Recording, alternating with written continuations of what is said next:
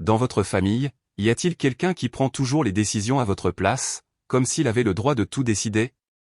Cela pourrait être un parent éloigné, un oncle strict, ou même votre frère ou sœur. Pour moi, cette personne est Émilie, ma petite sœur autoritaire. Elle croit fermement que si elle veut quelque chose, le monde entier devrait tourner autour d'elle. Et cette fois, Émilie ne voulait pas seulement quelque chose, elle a décidé d'organiser sa fête d'anniversaire chez moi sans même me le demander au préalable. Mais je n'allais pas laisser cela arriver. Je lui ai appris une leçon qu'elle n'oublierait jamais. Suivez mon histoire, qui sait, cela pourrait vous aider aussi. Bonjour, je m'appelle Anna. J'ai 30 ans et je travaille actuellement comme directrice financière pour une entreprise de transport. Mon mari, Ethan, est ingénieur logiciel. Nous sommes mariés depuis 5 ans, et il y a 2 ans, après beaucoup de travail, nous nous sommes enfin récompensés avec un appartement de luxe à un prix bien mérité pour nos efforts acharnés.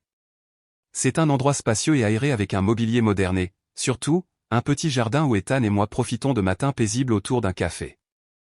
Depuis l'achat de notre appartement, celui-ci est pratiquement devenu le lieu de fête incontournable de la famille, les fêtes de fin d'année, Thanksgiving, Noël, vous n'avez qu'à le nommer, tout se passe ici. Cela ne me dérange pas trop, car je garde encore un certain contrôle sur la situation. Mais les choses ont commencé à dégénérer lorsque ma jeune sœur, Émilie, 28 ans et travaillant dans l'industrie de la mode, a commencé à traiter notre maison comme sa propre propriété. Émilie veut toujours les choses à sa manière, une fois qu'elle a décidé, il est presque impossible de la changer. Le point de rupture est survenu le mois dernier lorsqu'elle a annoncé qu'elle organiserait sa fête d'anniversaire dans mon appartement sans demander la permission. Je me souviens de ce matin-là très précisément. C'était un beau samedi, si calme que j'entendais le léger ruissellement d'eau de ma précieuse machine à café. Je venais de prendre ma tasse, inhalant le riche arôme, prête à savourer un week-end paisible quand boum, la porte s'est ouverte sans prévenir, brisant mon moment de tranquillité. Émilie a fait irruption dans la cuisine comme un ouragan, son visage illuminé d'excitation comme si elle venait de découvrir quelque chose de révolutionnaire. Avant même que je puisse réagir, elle a levé les mains et a déclaré avec audace, « J'organise ma fête d'anniversaire ici. Je l'ai déjà dit à tout le monde, ça se passe ce week-end. » J'ai failli laisser tomber mon café. Attends, quoi? Émilie a jeté ses cheveux en arrière, son ton confiant comme si je venais de poser la question la plus idiote du monde. Votre appartement est spacieux, le jardin est magnifique, et la cuisine est haut de gamme. C'est tout simplement le plus logique. Tout le monde a l'habitude de faire la fête ici de toute façon, alors pourquoi changer les choses? Ethan, qui était allongé sur le canapé en feuilletant un journal, a levé les yeux vers moi avec ce regard familier de « Oh non, pas encore », avant de reprendre sa lecture, comme si cela ne le concernait pas. J'ai croisé les bras et j'ai tenu bon, gardant ma voix calme. Émilie, tu ne nous as même pas demandé. Elle a haussé les épaules, complètement imperturbable. Qui a-t-il à demander?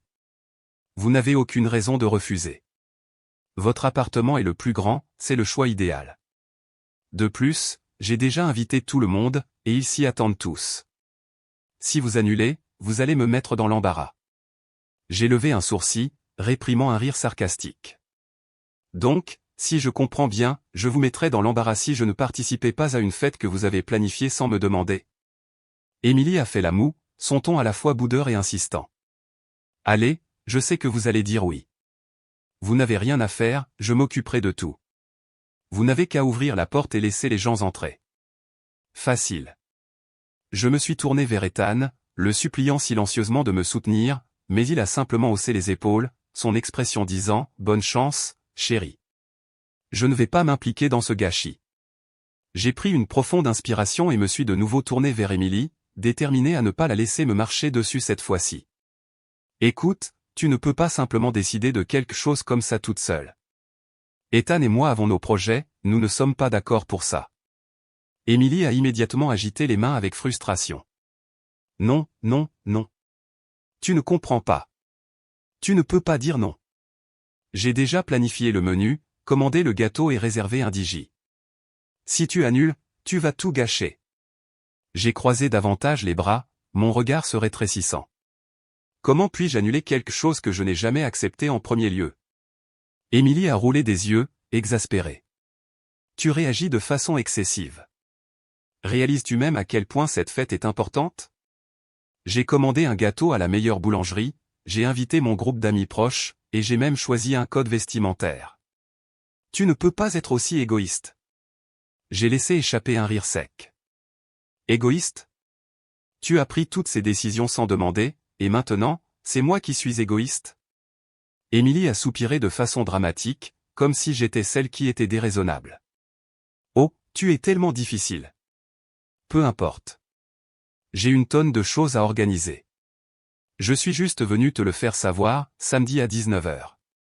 Ne complique pas les choses. Et sur ces mots, elle s'est retournée sur ses talons, a sorti son téléphone et a tapé furieusement, finalisant probablement la liste des invités. Je suis resté là à regarder ma sœur, sentant ma tension artérielle monter. Ethan a pris une lente gorgée de son café, amusé.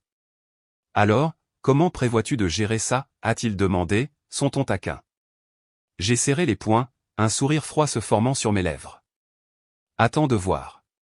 Le lendemain, ce qui aurait dû être un week-end paisible, je me suis étiré et je me suis assise, prête à profiter d'un début de journée relaxant, lorsque mon téléphone a vibré sur la table de chevet. Un message de maman. Paresseusement, j'ai tendu la main vers mon téléphone, encore à moitié endormi. Maman, je suis tellement excitée pour la fête d'anniversaire d'Émilie chez toi. Comment se déroule la préparation? Je me suis réveillé instantanément, sillant quelques fois pour m'assurer que je n'imaginais pas les choses. Attends, qu'est-ce que c'est que ce bordel? Mes yeux se sont élargis tandis que je me suis redressé, comme si on venait de me jeter un seau d'eau glacée. Une vague de colère a flambé dans ma poitrine lorsque la réalité de la situation s'est installée. Émilie, ai-je murmuré les dents serrées, serrant mon téléphone fermement. À côté de moi, Ethan était toujours enveloppé dans les couvertures, à moitié endormi. Qu'est-ce qui ne va pas, a-t-il demandé, grognon. J'ai pris une profonde inspiration, essayant et échouant à garder mon calme. Me tournant vers mon mari, j'ai donné un coup de coude à son épaule pour le réveiller correctement.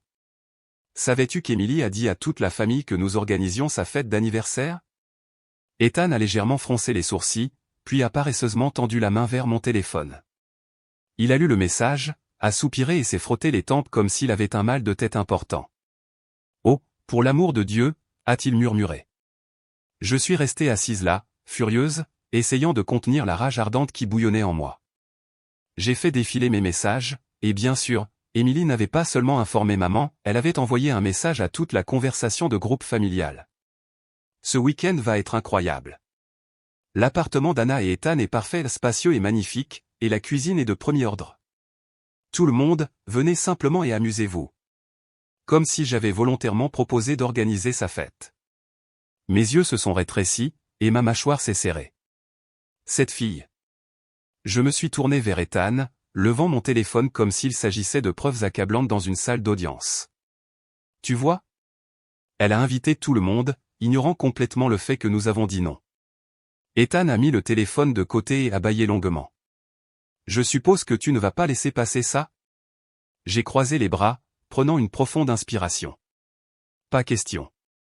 Ethan s'est déplacé pour me faire face, la curiosité scintillant dans ses yeux. Alors, quel est le plan? Lentement, j'ai souri et il n'y avait rien de gentil là-dedans. Attends de voir. Si quelqu'un pense que je suis contre ça simplement parce que je suis égoïste ou que je n'aime pas les fêtes, il ne pourrait pas avoir plus tort. J'ai une bonne raison de ne jamais permettre à ma sœur d'organiser à nouveau sa fête d'anniversaire chez moi. Tout a commencé avec le désastre de l'année dernière. À l'époque, je croyais naïvement qu'organiser une petite réunion simple à la maison ne serait pas un gros problème. Émilie m'avait supplié pendant un mois entier, promettant que tout serait sous contrôle et que ce ne serait que quelques amis proches. Je lui ai fait confiance, et ce fut ma plus grosse erreur. Ce soir-là, j'ai préparé quelques collations, acheté un magnifique gâteau à la boulangerie préférée d'Émilie, et j'ai même un peu décoré pour créer l'ambiance. Ce serait une soirée chaleureuse et agréable. Mais lorsque l'horloge a sonné 19h, mon cauchemar a officiellement commencé. La sonnette a sonné sans arrêt. J'ai ouvert la porte en attendant une dizaine d'invités, comme l'a dit Émilie, mais non, près de 30 personnes ont envahi ma maison. Je suis resté figé tandis que des groupes d'amis d'Émilie affluaient comme un raz-de-marée, riant et discutant comme s'ils entraient dans une boîte de nuit. Quelqu'un a mis de la musique EDM à fond, une autre personne s'est servi de la bière dans mon réfrigérateur, quelques personnes se sont étendues sur mon canapé comme si c'était leur salon. Et Émilie? Elle a juste ri et m'a fait signe de partir. Décontracte-toi. C'est mon anniversaire. Amuse-toi. La version du plaisir d'Émilie s'est avérée être un chaos total. À 21h, les choses avaient complètement dégénéré. Un groupe de ses amis a décidé de jouer au beer pong sur ma table à manger, renversant de la bière partout sur mon tapis. Un autre invité a glissé et a brisé une pile d'assiettes neuves que je venais d'acheter. Quelqu'un a même apporté un narguilé et a commencé à fumer à l'intérieur, transformant mon salon en un salon à chicha improvisé.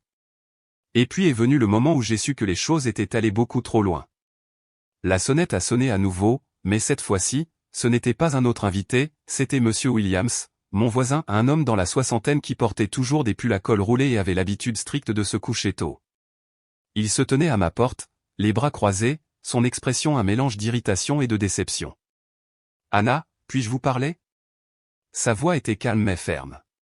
Sentant mon visage rougir d'embarras, j'ai hoché la tête et suis entré dans le couloir. « Je ne veux pas gâcher votre fête, » a-t-il poursuivi, mais la musique est assourdissante. Tout l'immeuble peut l'entendre. Certains des autres voisins se sont plaints. Il est déjà plus de 9 heures, peut-être est-il temps de baisser un peu le son. J'ai ressenti une profonde vague d'humiliation me submerger. Ethan et moi avions travaillé si dur pour nous permettre cet appartement, et maintenant, grâce à la fête d'Émilie, il était devenu la source de plaintes de bruit de tout le complexe. Je me suis excusé profusely auprès de Monsieur Williams, l'assurant que je m'en occuperais immédiatement. Mais lorsque je suis retourné à l'intérieur, la première chose que j'ai vue était un type inconnu, pas un des amis d'Émilie, assis sur mon comptoir de cuisine, pieds nus, avec les pieds sur ma table comme s'il était chez lui. Ça a été ça. Je suis allé droit au salon et j'ai coupé la musique. Toutes les têtes se sont tournées pour me regarder, certains ont gémi de frustration, mais je m'en fichais. Croisant les bras, j'ai pris une profonde inspiration et j'ai parlé fort et clair, ma voix ne laissant aucune place à l'argumentation. La fête est terminée. Tout le monde dehors. La mâchoire d'Émilie est tombée, son visage un mélange de choc et de trahison, comme si je venais de fermer un restaurant Michelin 5 étoiles. « Qu'est-ce que tu fais ? On n'a même pas encore coupé le gâteau » a-t-elle protesté. J'ai rétréci les yeux. « Alors emmène le gâteau chez toi et coupe-le là-bas. » Sous mon regard, la fête a finalement pris fin. Un par un, les invités sont sortis. Mais alors que je regardais mon appartement et des tapis imbibés de bière, l'odeur de fumée imprégnant l'air, des plats brisés partout, je savais une chose avec certitude, Émilie n'organiserait plus jamais de fête d'anniversaire chez moi. Et pourtant, nous y voilà encore. Ma sœur a décidé d'organiser sa fête chez moi sans ma permission. Je suis resté silencieuse pendant 4 jours, pas d'arguments, d'objections ou de textos pour arrêter Émilie. Je l'ai regardée planifier avec enthousiasme, convaincu d'avoir gagné. Le groupe de discussion familiale s'est constamment illuminé de ces messages enthousiastes. J'ai commandé le gâteau d'anniversaire. Il a l'air incroyable. Je l'ai pris dans une boulangerie réputée, il sera délicieux. On aura un DJ. C'est pas génial ? Je veux que la soirée soit inoubliable. Tout le monde, n'oubliez pas le code vestimentaire, blanc et or pour correspondre au thème de ma fête. Si vous ne vous habillez pas en conséquence, il y aura une pénalité. J'ai parcouru ces messages, lisant chacun attentivement, puis j'ai simplement souri. Car Émilie pouvait planifier autant qu'elle le voulait, elle pouvait commander le gâteau, réserver le DJ, et même engager les décorateurs les plus extravagants si elle le souhaitait. Mais il y avait un petit détail qu'elle ne connaissait pas, j'avais réservé 2 billets d'avion pour les Maldives. Nous partions samedi matin, un jour avant l'anniversaire d'Émilie. Cette fois, il n'y aurait pas de fête chaotique chez moi, pas de voisins frappant à ma porte pour se plaindre, et surtout, pas de célébration d'anniversaire chez moi. Posant mon téléphone, j'ai jeté un coup d'œil à Ethan, qui faisait défiler son ordinateur portable, vérifiant notre itinéraire de voyage. Il m'a regardé avec un sourcil levé et un sourire narquois. « Alors, on va juste la laisser s'en sortir toute seule ?» J'ai hoché la tête, haussant les épaules. « Exactement. Voyons comment Émilie se débrouille lorsqu'elle arrive et que les autres sont introuvables. » Ethan a ri, étirant ses bras avant de se pencher en arrière dans sa chaise. « Je dois dire que j'aime la façon dont tu gères ça. » J'ai pris une gorgée de mon café, les yeux brillants d'amusement. Émilie voulait une fête, elle pouvait en avoir une, mais je ne serais pas là pour assister au chaos. Bonne chance, petite sœur. Ethan et moi avons soigneusement fait nos valises la veille de la fête d'anniversaire d'Émilie. J'ai ressenti un soulagement immense en pliant chaque vêtement dans mes bagages. Cette fois, il n'y aurait pas de nettoyage après le chaos d'Emily, pas de voisins se plaignant de la musique assourdissante. Avant de partir, je me suis arrêté rapidement à côté et j'ai sonné à l'appartement de Monsieur Williams.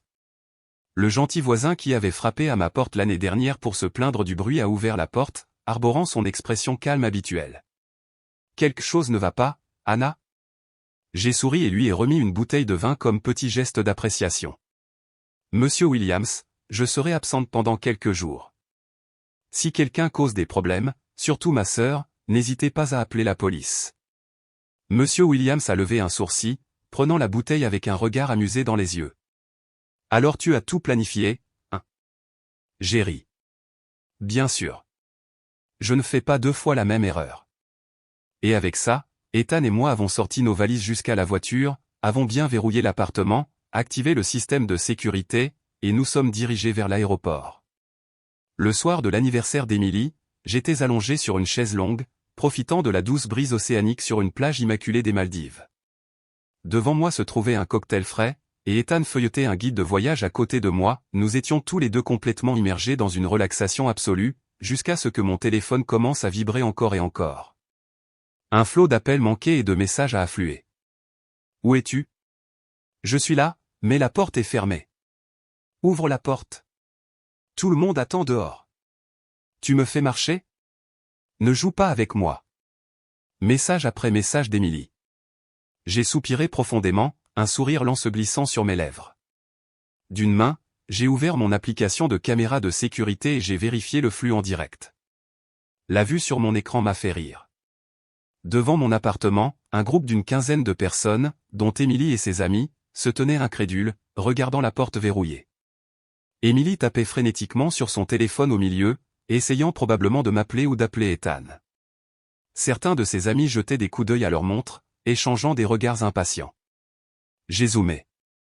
Emily était en train de taper du pied, marmonnant entre ses dents de frustration. Mais le plaisir n'était pas encore terminé. Après une dizaine de minutes, Emily semblait avoir perdu toute patience. Je l'ai regardée s'approcher de la porte et remuer le bouton, bien sûr, cela n'a pas bougé. Puis elle s'est tournée et a parlé à un type du groupe.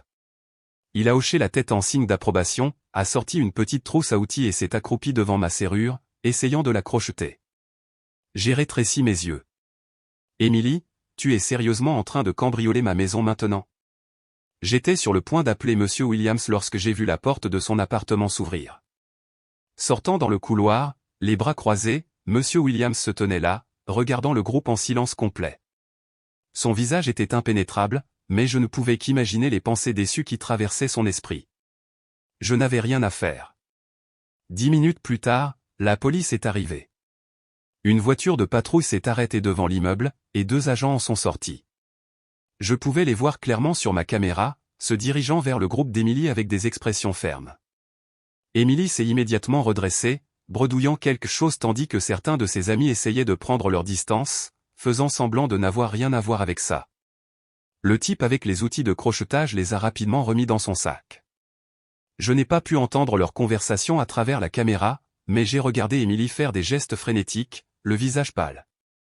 Un agent a secoué la tête et a pointé vers l'entrée de l'appartement, lui ordonnant probablement de partir immédiatement. La scène était plus que satisfaisante. J'ai repris une gorgée de mon cocktail et j'ai jeté un coup d'œil à Ethan. « Les flics sont là » a-t-il dit, levant un sourcil. « Déjà » ai-je répondu. J'ai tourné mon téléphone vers lui, montrant les images en direct du désastre d'Emily qui se déroulait. Ethan a ri, secouant la tête. Je n'aurais jamais pensé voir le jour où ma femme tendrait un piège à sa sœur. J'ai ri. Ce n'est pas un piège, ce sont juste les conséquences naturelles. Ethan a levé son cocktail, faisant teinter son verre contre le mien. Eh bien, alors, félicitations. Tu as géré ça parfaitement. J'ai souri narquoisement. Ce n'est que le début. Emily n'a pas encore complètement appris sa leçon, mais crois-moi, elle n'oubliera pas ça de sitôt. Avec ça, j'ai posé mon téléphone et je suis retourné à la vue, pas de fête chaotique, pas d'Emily, juste moi, Ethan, et la beauté a coupé le souffle des Maldives. Le lendemain, je me suis réveillé dans notre bungalow luxueux, entouré d'une tranquillité absolue. Le seul son était le léger clapotis des vagues contre le rivage en contrebas. Ethan dormait encore à côté de moi, un bras drapé sur son front, respirant régulièrement. Je me suis étiré paresseusement, prenant mon téléphone sur la table de chevet et le déverrouillant. Immédiatement, l'écran s'est rempli de messages non lus. Où es-tu? Tu ne peux pas me faire ça. Sais-tu combien de temps on a dû rester dehors? Tous mes amis ont vu ça. Tu m'as humilié. Maman est furieuse. Tu ferais mieux de t'expliquer. Tout cela d'Emily. J'ai fait défiler vers le bas. Elle n'avait pas fini. On a dû emmener le gâteau dans un café au hasard et le manger là-bas. C'était le pire anniversaire de tous les temps. Tu es une sœur terrible, égoïste et mesquine qui ne se soucie pas de moi du tout. J'ai posé le téléphone, j'ai pris une gorgée d'eau et j'ai regardé par la fenêtre. L'océan s'étendait à l'infini devant moi, une teinte turquoise parfaite, avec la lumière dorée du soleil scintillant sur les vagues. C'était si incroyablement beau que j'ai trouvé impossible de me soucier de la crise de colère d'Emily. Et puis mon téléphone a sonné. J'ai jeté un coup d'œil à l'écran, maman. Soupir. Je me suis mentalement préparé avant de répondre. Salut, maman. Sa voix est arrivée immédiatement, sans salutation, directement à la tempête. Anna, qu'est-ce que tu as fait? J'ai grimacé et j'ai légèrement éloigné le téléphone de mon oreille. De quoi parles-tu? De quoi je parle? Emily a pleuré toute la nuit. Elle a dit que tu avais gâché son anniversaire exprès. Je ne comprends pas ce que tu pensais. Maman m'a coupé, toujours exaspérée. Mais au moins, tu aurais dû la prévenir. Comment as-tu pu verrouiller la porte et la laisser comme ça? Sais-tu qu'ils sont restés dehors pendant des heures? J'ai souri narquoisement. Oh, et est-ce qu'Emily t'a parlé de la fête de l'année dernière? Est-ce qu'elle t'a dit comment j'ai dû nettoyer un désastre par la suite? Comment les voisins se sont plaints, et comment la police a failli être appelée à cause du bruit? Est-ce qu'elle a mentionné combien d'argent j'ai dû dépenser pour réparer les choses après que ses amis aient cassé des plats, renversé de la bière sur mon tapis et fumé du chicha dans ma maison? Silence pendant un bref instant. Maman n'a pas répondu. Puis elle a soupiré. Mais ce n'était qu'une fois. Son anniversaire n'arrive qu'une fois par an. Devais-tu aller jusque-là? J'ai laissé échapper un rire froid. Une fois, c'était plus qu'assez. Et que ce soit clair, il n'y aura jamais de deuxième fois. Un autre silence. Maman a finalement parlé, son ton plus doux mais toujours hésitant. Anna, c'est ta sœur. Tu ne peux pas la traiter comme ça. Je me suis redressé et j'ai exprimé mon point de vue très clairement. Maman, elle n'est plus une enfant. Elle a 28 ans. Elle doit apprendre que les actions ont des conséquences. Personne n'est obligé de répondre à tous ses caprices. Une autre pause. Maman savait que j'avais raison, mais elle ne voulait pas l'admettre. Finalement, elle a poussé un long soupir las. Bien. Je ne veux plus me disputer. J'espère que ça ne créera pas de distance entre vous deux. J'ai regardé la vue imprenable du paradis maldivien devant moi et j'ai répondu calmement. Maman, tant qu'Emily respectera mes limites, tout ira bien. L'appel s'est terminé. J'ai remis mon téléphone sur la table et je me suis étiré avec une pure satisfaction. Ethan s'est remué à côté de moi, clignant des yeux somnolents. C'était ta mère? Ouais, j'ai souri narquoisement. Elle t'a crié dessus aussi. Il a bâillé et m'a rapproché de lui. J'y suis habitué. J'ai ri, me blottissant dans sa chaleur. À ce moment-là, je ne pensais plus à Emily. J'étais ici au paradis, et je profitais enfin des vacances que je méritais. Après l'appel avec maman, je me suis affaissé dans la chaise longue de notre balcon, prenant une profonde inspiration et essayant de respirer l'air frais de l'océan. Mais ensuite, mon téléphone a vibré à nouveau, groupe de discussion familiale, famille pour toujours. Je l'ai ouvert, prédisant déjà ce qui m'attendait, un flot de messages accusateurs. Tante Lisa, Anna, comment as-tu pu faire ça à ta sœur? Elle voulait juste passer un joyeux anniversaire. Tante Sarah, en tant que sœur aînée, tu devrais être plus compréhensive. Emily n'a rien fait pour mériter d'être mise dehors. Oncle Robert, ce que tu as fait était dur. C'est ta sœur, pas une étrangère. Cousin Jake, les gens sont venus en s'attendant à une fête et se sont retrouvés dehors, gênés. Tu aurais dû lui dire si tu ne voulais pas recevoir. J'ai lu chaque message, me sentant à la fois agacé et amusé. J'avais été clair dès le début, j'ai dit non. Émilie m'a ignoré, a fait des plans indépendamment et a envoyé des invitations. D'une manière ou d'une autre, c'était de ma faute. J'ai soupiré et j'ai décidé de mettre les choses au clair une fois pour toutes. Moi, tout le monde, laissez-moi préciser. J'ai dit à Émilie dès le départ que je n'étais pas d'accord pour organiser sa fête. Elle m'a ignoré, a invité tout le monde et a même engagé un DJ. Si vous êtes contrarié qu'on n'ait prévenu personne, laissez-moi demander, qui aurait dû demander la permission avant d'envoyer des invitations? Qui est égoïste ici? L'année dernière, je l'ai laissé faire sa fête. Savez-vous ce qui s'est passé? Ma maison s'est transformée en boîte de nuit. Les voisins se sont plaints. Des plats ont été cassés. De la bière a été renversée partout sur mon tapis. Et il m'a fallu une semaine pour nettoyer. J'ai refusé de revivre ça, pourtant Émilie a décidé pour moi, et maintenant je suis la méchante. J'ai appuyé sur envoyer et j'ai attendu. Certaines personnes ont lu les messages mais sont restées silencieuses. Quelques-unes, comme tante Lisa et tante Sarah, ont finalement commencé à comprendre. Tante Lisa, oh, je ne savais pas que l'année dernière avait été aussi mauvaise.